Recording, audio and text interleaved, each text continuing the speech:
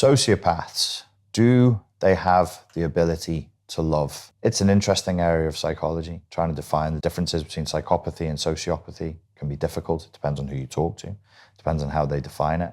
There was a period of time where it became a part of the nature versus nurture debate. Psychopaths were believed to be born. Sociopaths were believed to have been created through trauma and through culture and society. Nowadays, typically, sociopath seems to be considered to be a slightly weaker version of full-blown psychopathy. In either case, generally speaking, most people, most clinicians would say antisocial personality disorder, ASPD, instead.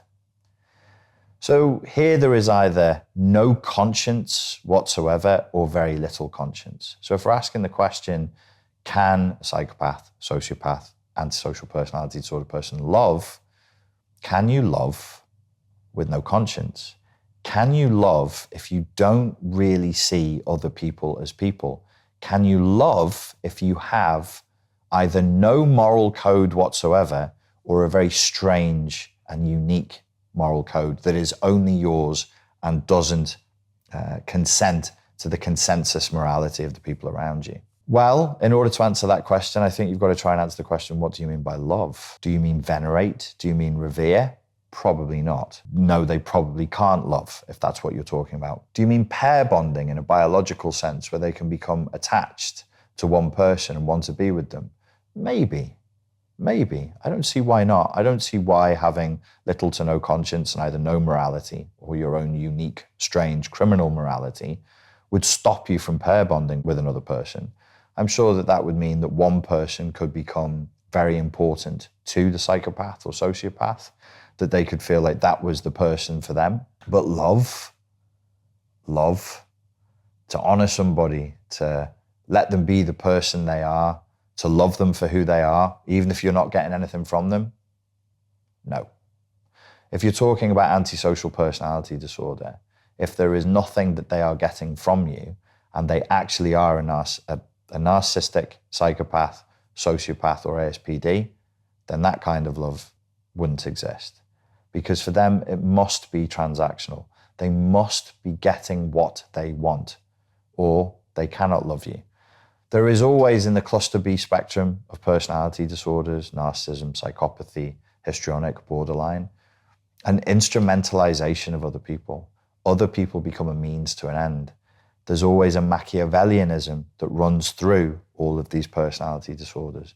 There's always a sense that I need to get what I want. I can't get it by being straightforward and fair and adult, so I'm going to get it through coercion.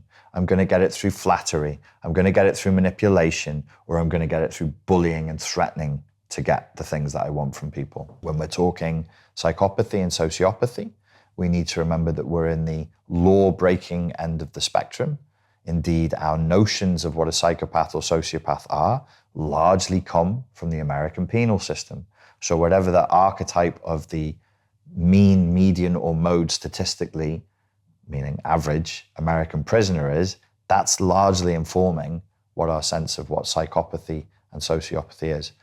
Shallow affect, very low conscience, very low impulse control, very little sense of consequence, very little sense of other people having their own rights, desires, hopes, fears, and dreams.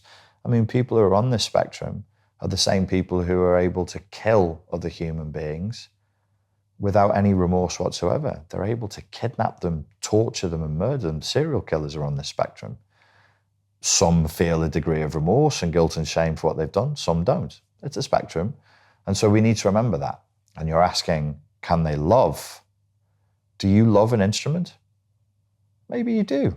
Maybe you do. Maybe there's something in your life that's a thing, maybe a car or your favorite jacket or your favorite, some object that you love.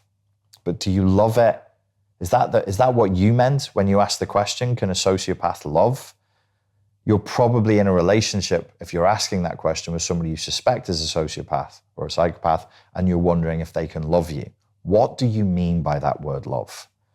Are you asking, can they love you the way that you love them? Probably not. Are you asking if they can love you in a way that you would be happy with? Probably not. Are you asking if they're capable of being attached, obsessed even, pair bonded? Yes. Yes, they can be. But is that love? Is that what you were talking about? They can lust, they can obsess, they can idealize, but can they love in the way that you mean? If they could, I think that that would mean that they were not a sociopath or a psychopath. True love requires self-reflection. It requires respecting others' boundaries. It requires a kind of calm reverence for the other's ability to be. And it goes beyond what I want. I love you even if I don't see you. I love you even if I'm not with you. I love you even if you're with somebody else. I love you even if I get nothing from that relationship. There's no transactional element. That's my sense of what love is. Would a psychopath or sociopath be interested in that? Absolutely not.